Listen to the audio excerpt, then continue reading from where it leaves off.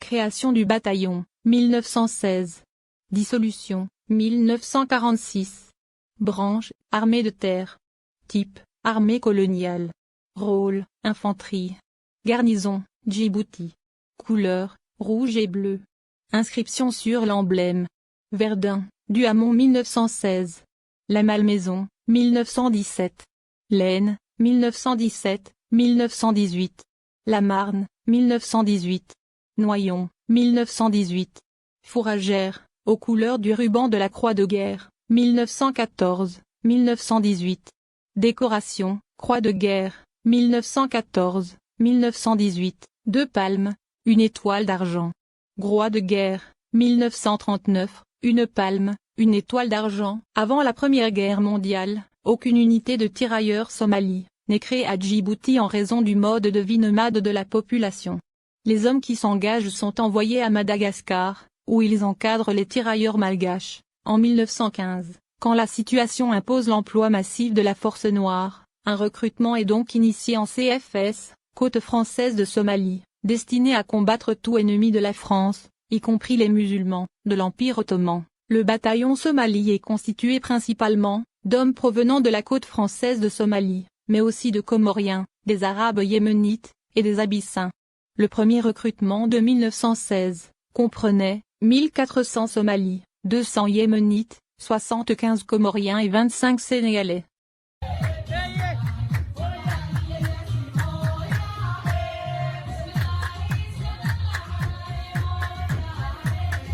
Entre mai 1916 et novembre 1918, le premier bataillon de tirailleurs somalis, seule unité issue de la côte française de Somalie, l'actuelle République de Djibouti, se couvre de gloire et devient l'une des unités de l'armée coloniale française, les plus décorées, en 2 ans de campagne. En juin 1918, elle brisa l'élan offensif lancé par les Allemands.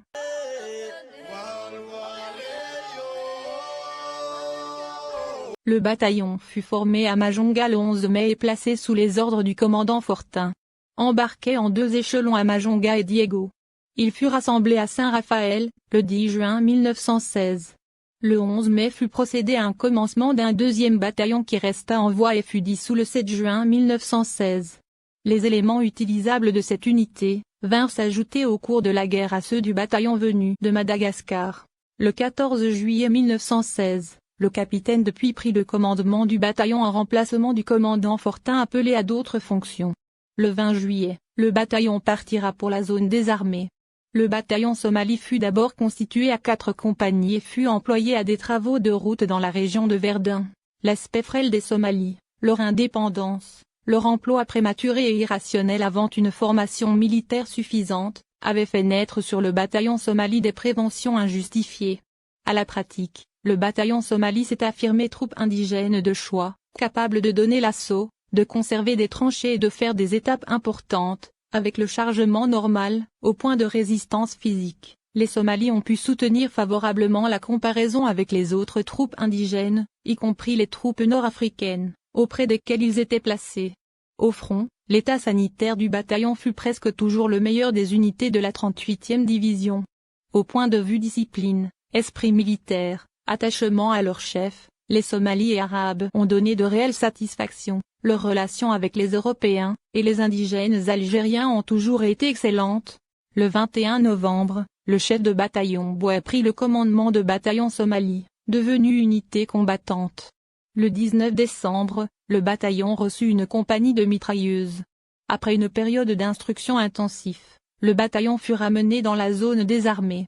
Le 24 mars 1917, ils furent attachés tactiquement au régiment d'infanterie de chars de marine de la 38e division pour constituer le 4e bataillon de ce beau régiment. Il prit part le 6 avril à la préparation d'attaque sur le chemin des Dames. Du 19 au 25 avril, devant Urtebise, il fut chargé de missions de ravitaillement de munitions et de vivres en première ligne, Le bataillon Somali s'est particulièrement distingué en partant à l'assaut des premières lignes Boche à Fort du Hamon, dont elle amena la reddition de son secteur. La perte de cet assaut est comme suit. 3 officiers, 5 Européens, et 53 indigènes. Les 2 compagnies Somalie, la 2e et la 4e sont citées avec le régiment colonial marocain à l'ordre des armées de la République. C'est le premier corps, indigène, qui obtient cette haute et très rare récompense, enviée par les corps européens.